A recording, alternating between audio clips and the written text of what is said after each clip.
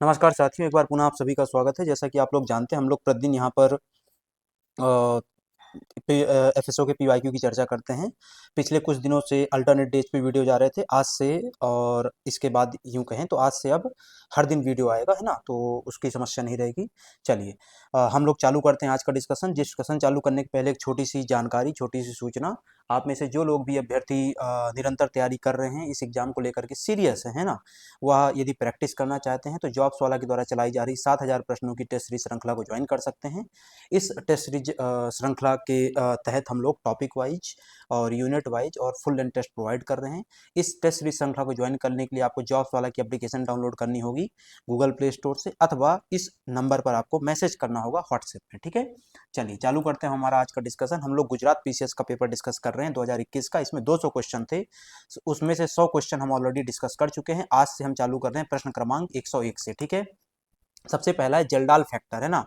Use for conversion of a nitrogen percentage into protein for the malted milk food and malt based food, है ना?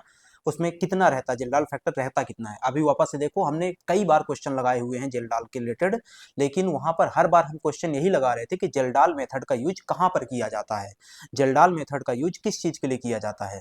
तो हम बार बार इस चीज को पढ़ रहे थे कि जेल्डाल मेथड का यूज हम किसके लिए करते हैं, प्रोटीन के परसेंटेज को पता करने के लिए, प्रोटीन के कंटेंट को पता करने के लिए। ठीक है, लेकिन अभी क्या है, थोड़ा सा पूछा जा रहा है कि भाई देखो, प्रोटीन तो तुम डायरेक्ट पता करते नहीं हो, जेल्डाल मेथड से तुम क्या पता करते हो, नाइट्रोजन कंटेंट पता करते हो, और उससे फिर क्या अंदाजा लगाते हो, किस चीज का, प्रोटीन का।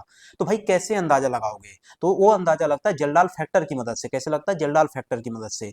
अब वो जेल्डाल फैक्टर कितना होता है इस कन्वर्जन के तहत, है ना? जब आप नाइट्रोजन परसेंटेज का कन्वर्जन करेंगे प्रोटीन में, तो वहां पे जेल्डाल फैक्टर कितना अज्यूम किया जाता है? तो अज्यूम किया जाता है 6.25। कितना अज्यूम किया जाता है?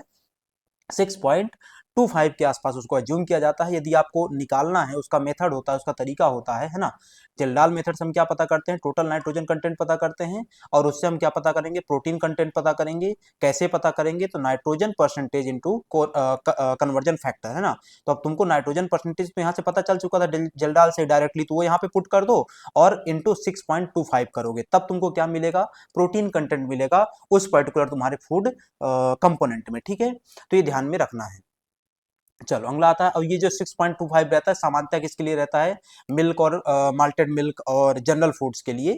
यदि यही प्रोटीन कंटेंट तुम किस में पता कर रहे हो, व्हीट फ्लोर में पता कर रहे हो, गेहूं के आटे में पता कर रहे हो, तो 5.7 हो जाता है, राइस में 5.95 हो जाता है। अगेन इतना याद रखने की आवश्यकता नहीं है, 6.25 एक जनरल स्टैंडर्ड बना हुआ है, तुम उसको याद रखो। ठीक है, चलो अगला आता है मैक्सिमम रेसिड्यू लिमिट, है ना? MRL for the contaminants in a food products is given by. ठीक है, ये पूरी की पूरी जो लिस्ट बनाई जाती है मैक्सिमम रेसिड्यू लिमिट की, वह कौन तैयार करता है? देखो यहाँ पर जो हमारा है ना राइट आंसर है, वो एग्जैक्टली क्या होने वाला है, तो थोड़ा सा दो चीजों में यहाँ पे कंफ्यूजन हो सकता है ना, दो चीजों में यहाँ पे कंफ्यूजन हो सकता है।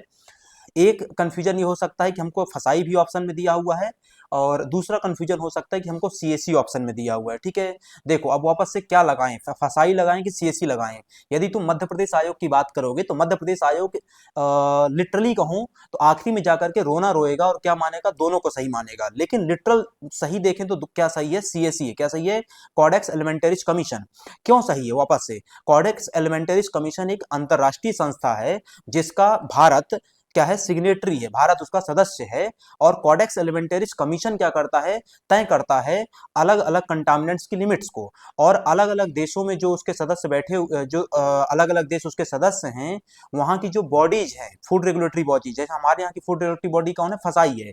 वो फसाई क्या करता है? सीएससी के द्वारा दिए गए रिकमेंडेशन को लागू करता है। बात समझ में आई है? तो अल्टीमेट रिकमेंडेशन कौन दिया? सीएससी।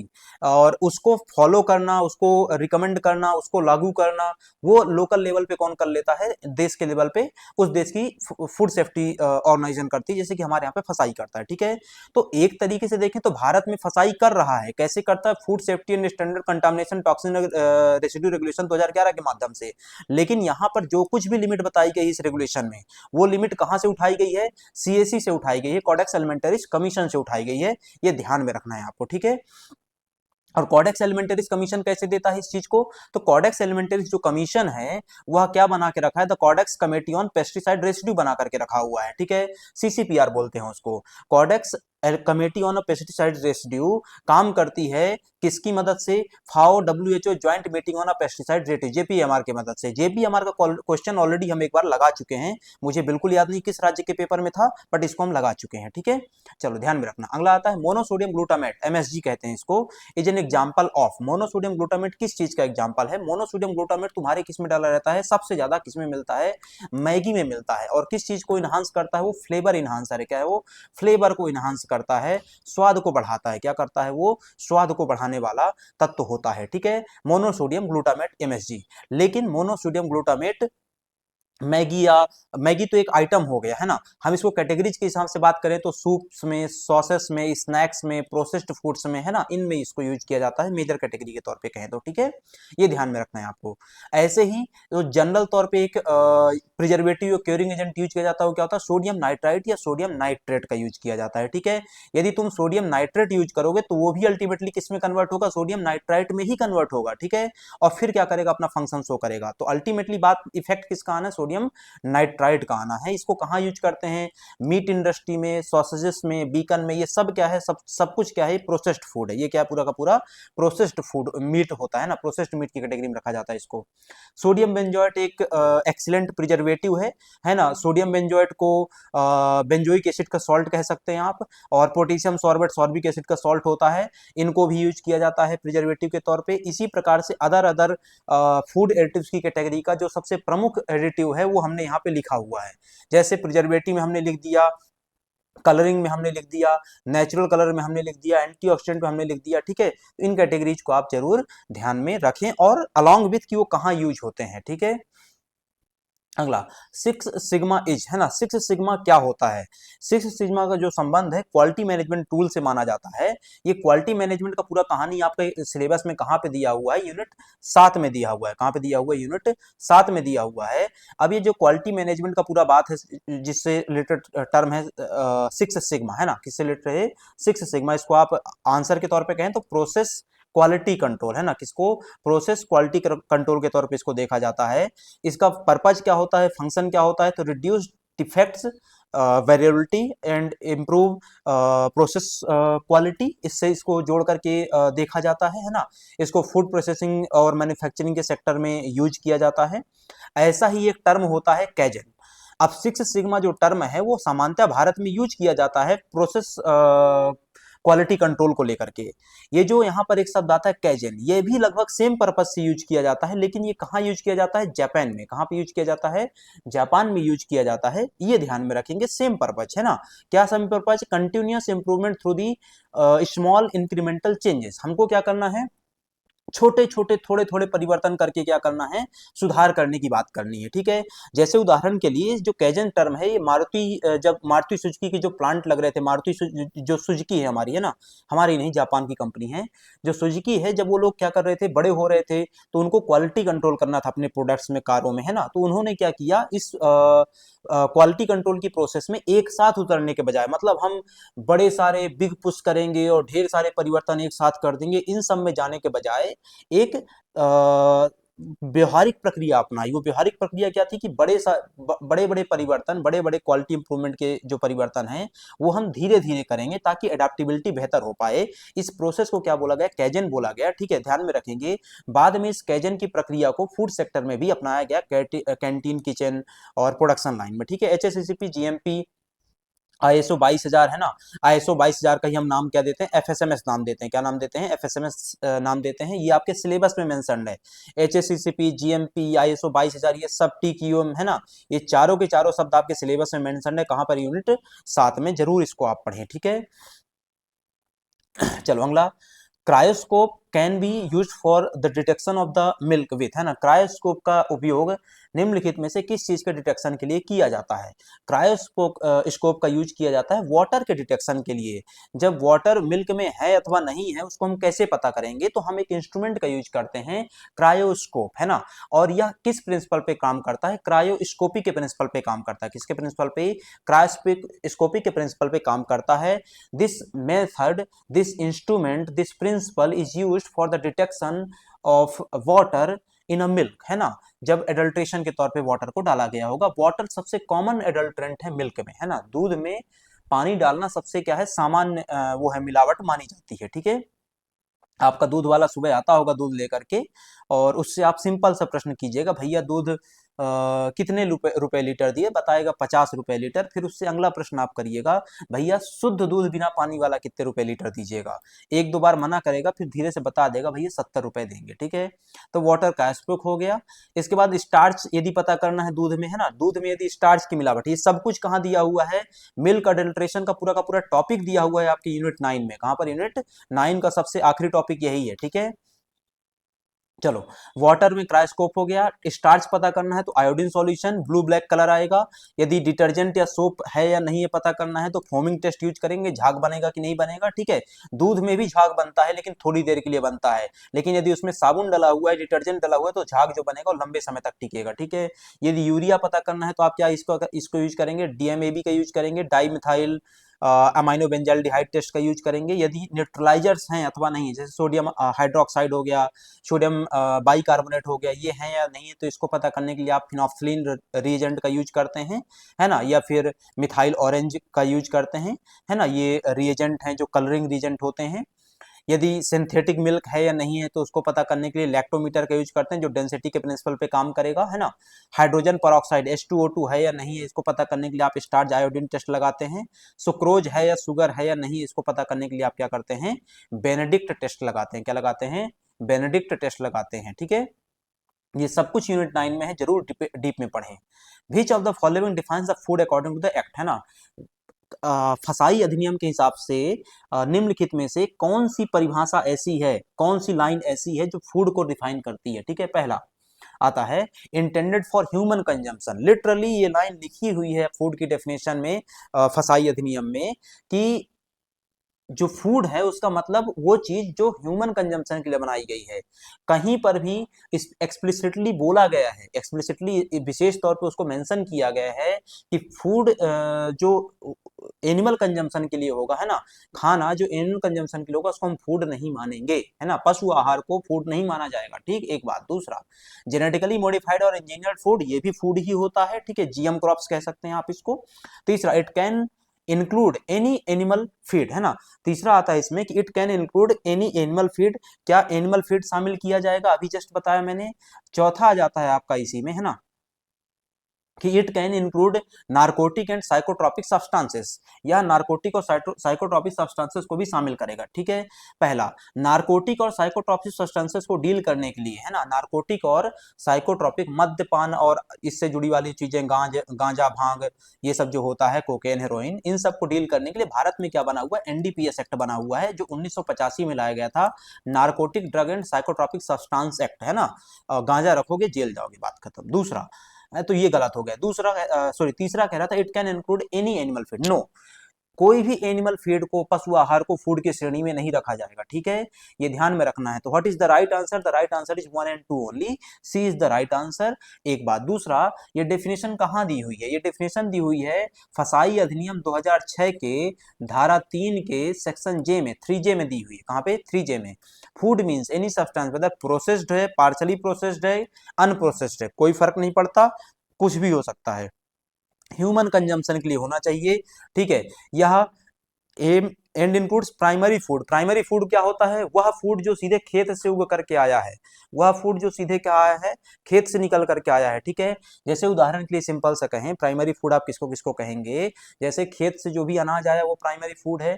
जो तालाब से, समुद्र से मच्छी निकल करके आई है, अभी उसको किसी तरीके से आप कुछ ने प्रोसेसिंग नहीं किया है, वो प्राइमरी फूड हो जाता है। ठीक है, जानवरों से दूध निकल करके आया है, बिना किसी प्रोसेसिंग का रखा हुआ है, वो प्राइमरी फूड हो जाता है। ठीक है, इस प्रकार की चीजें। ठीक है, इसके तहत infant food, pack drinking water, alcoholic drink, chewing gum and substances including water, ये सब कुछ कहाँ रखा जाता है, फूड की कैटेगरी में रखा जाता है। क्या फूड की कैटेगरी में नहीं रखा जाएगा, एनिमल फीड नहीं रखा जाएगा, लाइव एनिमल, जिंदा जानवर को नहीं रखा जाएगा। जानवर जिंदा है तो वो फूड नहीं है, जानवर मर गया, उसकी प्रोसेसिंग, जानवर को तुमने मार दिया फिर उसकी प्रोसेसिंग कर ली तुमने, तो फिर वो क्या हो जाता है, फूड कहला जाता है। ठीक है, अगला ये कहाँ दिया हुआ था, फसाई अधिनियम धारा 3 के सेक्शन जे में। 107वां क्वेश्चन है, if the pH of the solution is 4, है ना, यदि किसी सॉल्यूशन का पीएच 4 है तो उसका हाइड्रोजन आयन कंसंट्रेशन कितना होगा। ठीक है, पीएच को हम मापते कैसे हैं, हाइड्रोजन आयन कंसंट्रेशन की मदद से मापते हैं। ठीक है, ये क्वेश्चन बहुत रैंडम है, हो सकता है कि आपके एग्जाम में ऐसा क्वेश्चन देखने को ना भी मिले। ठीक है, बट अगेन अभी के लिए हमारा राइट आंसर क्या है, तो हमारा राइट आंसर है बी। ठीक है, यहाँ पर मैंने एक लिस्ट दी हुई है, जरूर आप चाहें तो ध्यान में रख सकते हैं, है ना। हाइड्रोजन आयन कंसंट्रेशन अलग अलग न्यूट्रल, एसिड और एसिडिक और बेसिक का लगभग कितना होता है। ठीक है, यदि न्यूट्रल है तो 10⁻⁷ के आसपास ही रहेगा। ठीक है, यदि एसिडिक है तो उससे कम, उससे ज़्यादा, और यदि बेसिक है तो उससे कम हो जाएगा। ठीक है, इस तरीके से भी ध्यान में रख सकते हैं। ठीक है, चलिए अगला आता है the test use for detection of the starch. Starch के डिटेक्शन के लिए कौन सा टेस्ट यूज किया जाता है। ऊपर हमने टेबल पढ़ी थी, है ना, ऊपर हमने टेबल पढ़ी थी कि स्टार्च के डिटेक्शन के लिए हम क्या लगाते हैं, आयोडीन टेस्ट लगाते हैं ना, ऊपर टेबल में पढ़ी थी। इस डिस्कशन का मतलब क्या है ये समझो, है ना, डिस्कशन का मतलब क्या निकलता है। स्टार्च के लिए हम क्या लगाते हैं, आयोडीन सॉल्यूशन टेस्ट लगाते हैं, है ना। आयोडीन सॉल्यूशन क्या होता है, पोटेशियम आयोडाइड होता है और आयोडीन होता है। क्या होता है, पोटेशियम आयोडाइड और आयोडीन का मिक्सचर क्या कहलाता है, आयोडीन सॉल्यूशन कहलाता है। ठीक है, तो उसके लिए हम क्या लगाते हैं, आयोडीन टेस्ट लगाते हैं स्टार्च के डिटेक्शन के लिए। यही आयोडीन टेस्ट यूज किया जाता है किसके लिए, प्रोटीन की पहचान, सॉरी पनीर की पहचान के लिए। कौन सा पनीर, प्रोटीन पनीर शुद्ध वो है, नेचुरल पनीर है या एनालॉग पनीर है। एनालॉग पनीर को हम सिंथेटिक पनीर ही कहते हैं, जो ऑयल वगैरह की मदद से बनाया जाता है। उसकी पहचान के लिए भी हम क्या लगाते हैं, आयोडीन टेस्ट ही लगाते हैं। ठीक है, ग्लूकोज टेस्ट किसके लिए लगाते हैं, रिड्यूसिंग शुगर के डिटेक्शन के लिए, आयोडीन स्टार्च के डिटेक्शन के लिए, सोडियम टेस्ट सोडियम आयन के डिटेक्शन के लिए लगाते हैं, सॉल्ट टेस्ट क्लोरीन आयन के डिटेक्शन के लिए लगाया जाता है। ठीक है, तो ये अलग अलग चीज़ों के टेस्ट अलग अलग ध्यान में आपको रखने चाहिए। ठीक है, बेनेडिक्ट या फेलिंग ग्लूकोज के लिए लगाते हैं। अब सोचो हमने यहाँ पे तुमको फेलिंग बताया, बेनेडिक्ट बताया, यहाँ तो हमने ऑलरेडी बता चुके थे भाई कि बेनेडिक्ट टेस्ट लगा लो सुक्रोज या शुगर के लिए। सुक्रोज या शुगर क्या है, ग्लूकोज ही तो है ना, सुक्रोज या शुगर क्या है, ग्लूकोज ही तो है। बेनेडिक्ट टेस्ट लगा रहे हो, वही बेनेडिक्ट टेस्ट हमने यहाँ पे भी दिखा दिया, इसी का क्वेश्चन कहीं रिपीट हो जाएगा। ठीक है, when put in a water pure Honey, है ना, जब आप क्या करते हैं, शुद्ध हनी को, शुद्ध शहद को, मधु को पानी में रखते हैं तो क्या होता है उसका। ठीक है, फ्लोट्स ऑन द वाटर, एक, दूसरा doesn't disperse in a water, तीसरा immediately dissolves in a water, चौथा मेक्स फोम, है ना। क्या होता है, तो when put in a water pure honey does not disperse in a water, वह पानी में क्या है, घुलेगी नहीं भाई, है ना, वह पानी में घुलेगी नहीं। ठीक है, क्लम्प बना लेगी, क्या बना लेगी, वो क्लम्प बना लेगी। When pure honey is added to a water it will generally sink, कहाँ हो जाएगी, नीचे बैठ जाएगी, तलछटी में, उसके गिलास में पानी का जो बर्तन था उसकी तलछटी में क्या है, वो बॉटम में जाकर के बैठ जाएगी और क्या बना लेगी, क्लम्प बना लेगी, एक मोटा सा हिस्सा वो बना करके नीचे बैठ जाएगी बिना किसी डिजॉल्विंग के। ठीक है, this is because the pure honey is, अच्छा ये क्यों होता है हमेशा, ये बेसिक कॉन्सेप्ट है कि पानी में कोई चीज डूब रही है, इसका मतलब कि उसकी डेंसिटी पानी से क्या है, ज्यादा है। कोई चीज पानी में तैर रही है, इसका मतलब कि उसकी डेंसिटी पानी से क्या है, कम है। ठीक है, तो this is because the pure honey is denser than the water and has a high viscosity making it difficult to dissolve. क्योंकि उसकी विस्कोसिटी भी पानी से ज्यादा है, क्योंकि उसकी डेंसिटी भी पानी से ज्यादा है, तो अल्टीमेटली हनी क्या करता है, क्लम्प बनाता है और सेटल डाउन हो जाता है कहाँ पर, बॉटम में उस पात्र के, है ना, ये ध्यान में रखना है। अब यहाँ पे हनी के प्योरिटी के टेस्ट दिए हुए हैं, जैसे हनी शुद्ध है या नहीं है कैसे पता करोगे, तो फ्लेम टेस्ट लगाया जाता है। ठीक है, ये एक टेस्ट हुआ। ऐसे ही वाटर टेस्ट लगाते हैं जो अभी देखा हमने। इसके अलावा रिफ्रैक्टोमीटर टेस्ट लगाते हैं, ये बहुत इंपॉर्टेंट है। इससे हम ये पता करते हैं कि हनी में टोटल सॉलिड कंटेंट कितना है, हनी में टोटल सॉलिड कंटेंट कितना है। कोई मिलावट करोगे तो सॉलिड कंटेंट घटेगा या बढ़ेगा। ठीक है, और हीटिंग टेस्ट भी हम इसमें क्या लगाते हैं। ठीक है, अगला kimchi is a fermented product of, kimchi जो कि कहाँ का प्रोडक्ट है, साउथ कोरिया का है। कहाँ का है, साउथ कोरिया का है ना। यह जो किमाची साउथ कोरिया का फर्मेंटेड प्रोडक्ट है, यह किस चीज से बनाया जाता है, किस चीज को रॉ मटेरियल के तौर पे इसमें यूज किया जाता है। पहला ककम्बर खीरा, दूसरा वेजिटेबल एंड मिल्क, तीसरा वेजिटेबल एंड राइस, चौथा आ जाता है mixed vegetable in a Chinese cabbage. ठीक है, दरअसल ये किससे बनता है, गोभी से बनता है। कैसे बनता है, पत्ता गोभी से, कैबेज से बनाया जाता है। अब यहाँ पे जो बाकी लाइन जुड़ी हुई फालतू कचरा लाइन है ना, mixed vegetable in a Chinese, है ना, दरअसल उसमें जो मेन इंग्रेडिएंट है वो कैबेज ही है, पत्ता गोभी, बाकी तुम्हारे घर में मूली खाली पड़ी हुई है, गाजर खाली पड़ा हुआ है, उसको भी डाल दो, कोई फर्क नहीं पड़ता, लेकिन मेन कंटेंट क्या रहेगा भाई, कैबेज रहेगा। ठीक है, तो ये ध्यान में रखना है। किमाची जो साउथ कोरिया में चलता है, कोरिया में चलता है, प्राइमरली कैबेज से और रेडिश और कैरेट से बनाया जाता है, मूली, गाजर, पत्ता गोभी, इन सब से बनाया जाता है। इसमें लैक्टिक एसिड फर्मेंटेशन होता है ना, क्या होता है, लैक्टिक एसिड फर्मेंटेशन, और लैक्टिक एसिड फर्मेंटेशन हमेशा लैक्टोबैसिलस स्पीसीज या लिकोनोस्टॉक की मदद से करवाया जाता है ना। और इसका फायदा क्या होता है, यह एक बेहतर प्रोबायोटिक होता है, क्या होता है, बेहतर प्रोबायोटिक होता है। इसके अलावा इसमें विटामिन की मात्रा बढ़ जाती है और इससे हमारा जो पाचन है वो क्या हो जाता है, बेहतर हो जाता है। ठीक है, किमाची की तरह भी और प्रोडक्ट यहाँ पे दिए हुए हैं, जैसे शॉरप्रॉट है ना, जो कि जर्मनी का फूड प्रोडक्ट है, गुंड्रुक जो कि नेपाल का फूड प्रोडक्ट है प्राइमरली, और पिकल्स जो भारत के हैं। ठीक है, तो ये पूरी लिस्ट यहाँ पे दी हुई है, जरूर एक बार आप इससे गो थ्रू करें दोस्त, है ना। चलो अगला आता है, as per the provisions of the food safety standards, food products and standards, food additives regulation 2011, the sucrose content refined sugar shall not be less than, sucrose content refined sugar में कितने से कम नहीं होना चाहिए। सुक्रोज कंटेंट रिफाइंड शुगर में कभी भी किसी भी परिस्थिति में, है ना, सुक्रोज कंटेंट रिफाइंड शुगर में कभी भी किसी भी परिस्थिति में 99.5% बाई वेट से कम नहीं होना चाहिए। ठीक है, कि यदि 1 किलो रिफाइंड शुगर है तो उस 1 किलो रिफाइंड शुगर का 99.5% बाई वेट क्या होना चाहिए, उसमें सुक्रोज होना चाहिए। ठीक है, ये कहाँ लिखा हुआ है, ये लिखा हुआ इसी रेगुलेशन, इस रेगुलेशन को आप सिंपली गूगल करिए अभी, और इस रेगुलेशन को गूगल करके निकालेंगे तो उसमें आप कहा क्या सर्च मारेंगे, रिफाइंड शुगर सर्च मारेंगे, और रिफाइंड शुगर सर्च मारेंगे तो सुक्रोज कितना निकलेगा, 99.5। तो बोले 0.05 काहे के लिए छोड़ दिया, 0.05 छोड़ दिया मॉइस्चर के लिए। अब क्वेश्चन उल्टा कर लो, अब क्वेश्चन उल्टा कर लो। ठीक है, क्या उल्टा करोगे, उल्टा करते हैं कि as per the provisions of the food safety standards, food product standard food additives regulation 2011, moisture content in a refined sugar shall not be more than, बताओ, तो कितना, shall not be more than 0.5%, यही तो लिखा हुआ है। ठीक है, तो रिफाइंड शुगर में 0.5% से ज्यादा मॉइस्चर नहीं होना चाहिए और 99.5% से कम सुक्रोज नहीं होना चाहिए। यह नॉट लेस देन की बात करेगा, है ना, यह क्या करेगा, नॉट लेस देन की बात करेगा, और मॉइस्चर चूंकि नुकसानदायक चीज है तो हम उसको बताएंगे कि तुम इससे ज्यादा ना हो, है ना, तुम इससे ज्यादा ना हो। ठीक है, तो ये ध्यान में रखना है आपको। चलो अगला आता है डेक्सट्रोज को लेकर के, है ना, जैसे हमने रिफाइंड शुगर की बात करी, ऐसे ही डेक्सट्रोज को लेकर के यहाँ पे बात करनी है कि डेक्सट्रोज या व्हाइट और light cream granular powder, odourless and having sweet taste, है ना। डेक्सट्रोज क्या होता है, एक व्हाइट और लाइट क्रीम ग्रेनुलर पाउडर है, ग्रेनुलर का मतलब छोटे छोटे ग्रेनुल्स होते हैं उसके, है ना, जैसे शक्कर जो लाते हो ना मार्केट से, वो ग्रेनुलर शुगर हो गई एक तरीके से, और उसी शक्कर को तुम पीस लो तो फाइन पाउडर कहला जाएगा वो। ठीक है, hello, odourless having a sweet taste, है ना, कोई महक नहीं होती है लेकिन स्वाद होता है, मीठा स्वाद होता है। इसमें ग्लूकोज कितना होना चाहिए, डेक्सट्रोज में ग्लूकोज कितना होना चाहिए, नॉट लेस देन 99%, है ना, not less than 99%। Sulphated ash कितना होना चाहिए, not more than 0.1% by dry basis. ठीक है, एसिडिटी के लिए बारे में बात यहाँ पे कर दी गई। ठीक है, तो ये ध्यान में रखना है।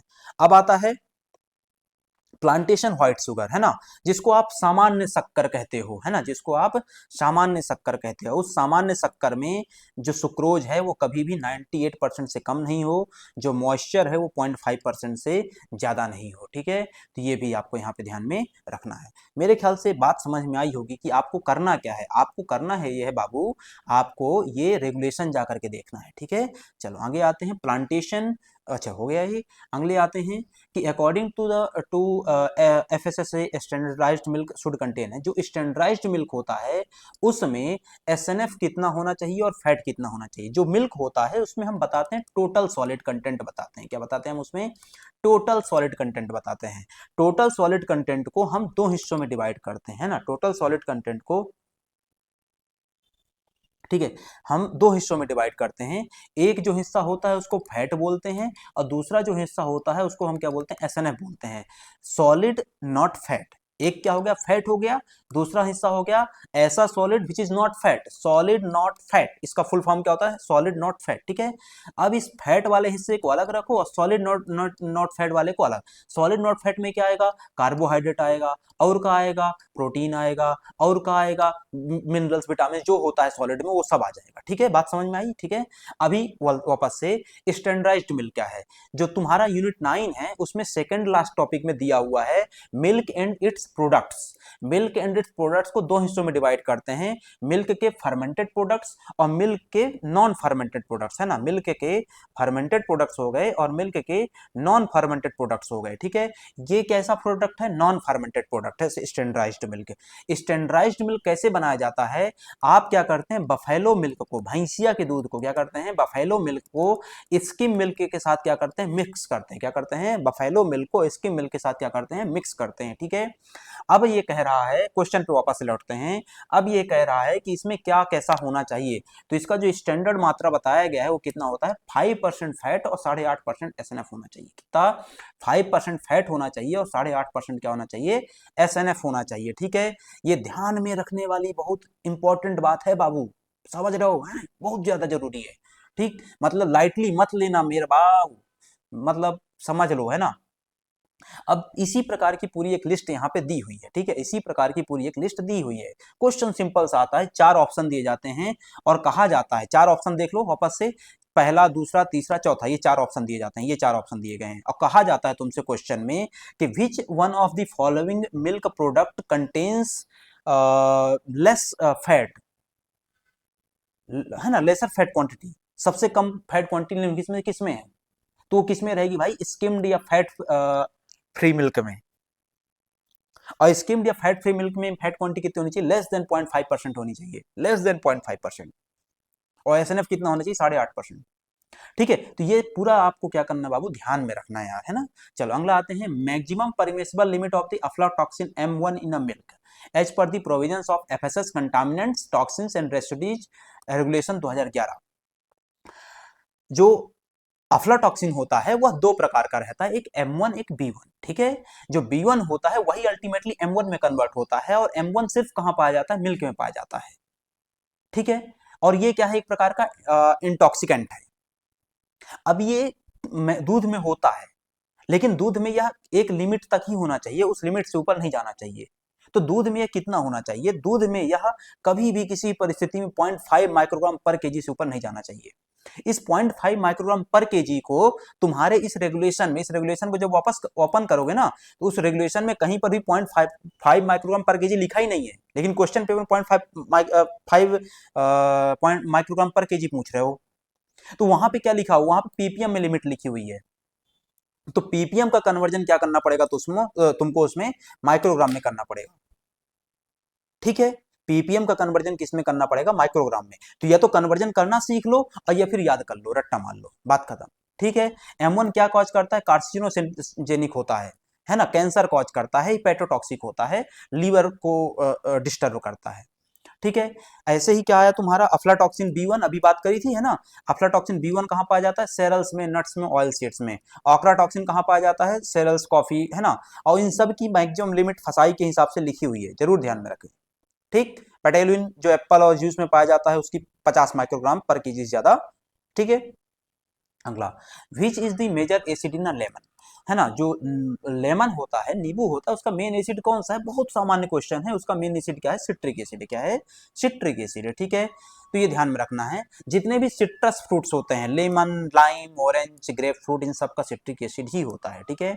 टार्टरिक एसिड किसका होता है, मेनली टैमरिंड का, है ना, इमली का। इसके अलावा ग्रेप्स में भी वो पाया जाता है, अंगूर में भी पाया जाता है। ये क्वेश्चन ऑलरेडी आ चुका है, हम लगा चुके हैं कि ग्रेप्स का मेन एसिड कौन सा है, टार्टरिक है, वहां पे टैमरिंड ऑप्शन में ही नहीं दिया हुआ था, ठीक है, ध्यान में रखना है आपको।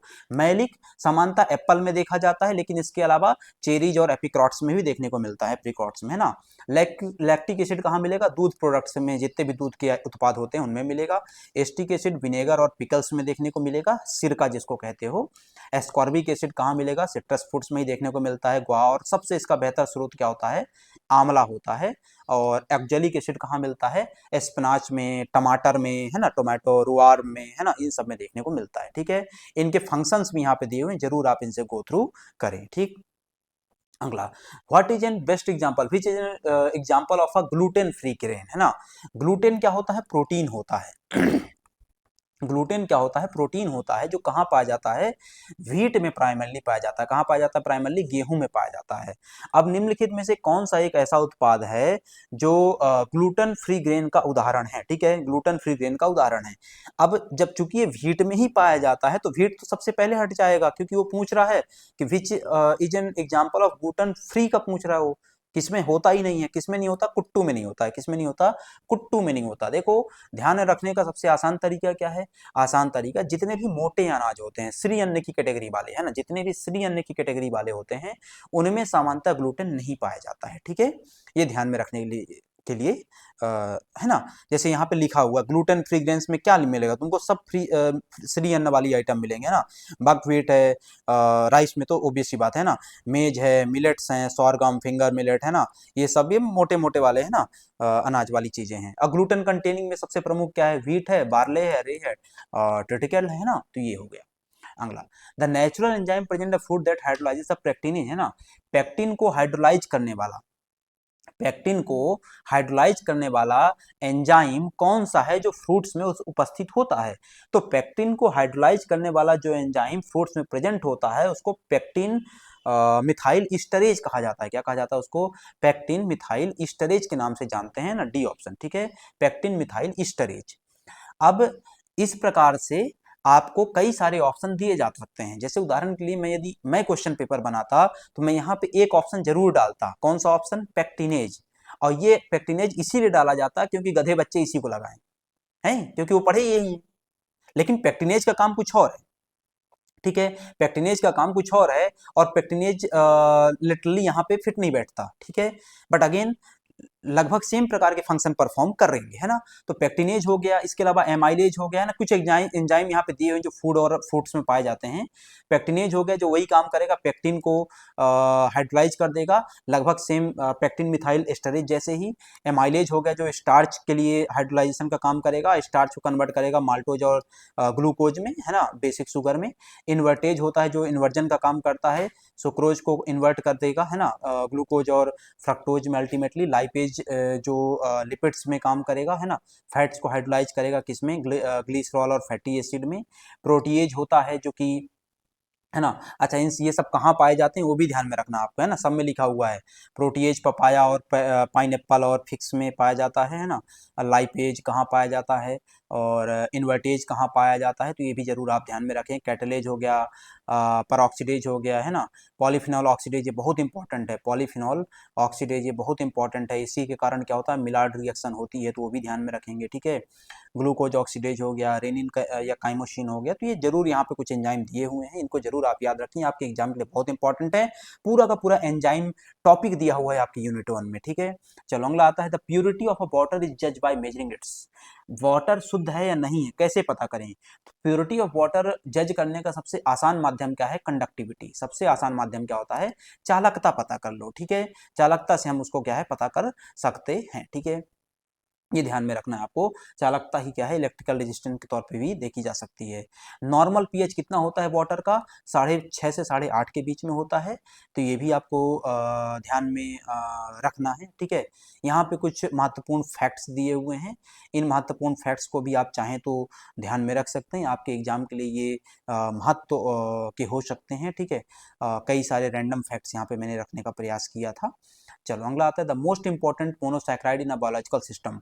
बायोलॉजिकल सिस्टम में सबसे महत्वपूर्ण मोनोसैक्राइड कौन सा होता है ना? सबसे बेसिक क्वेश्चन है कि बायोलॉजिकल सिस्टम में सबसे महत्वपूर्ण जो मोनोसैक्राइड है वो कौन सा है? ग्लूकोज है। कौन सा है?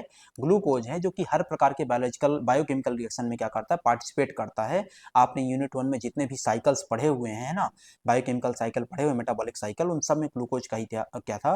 महत्वपूर्ण योगदान था। ठीक है, जो स्टोरेज फॉर्म होता है हमारे एनिमल्स में वो ग्लाइकोजन होता है ना।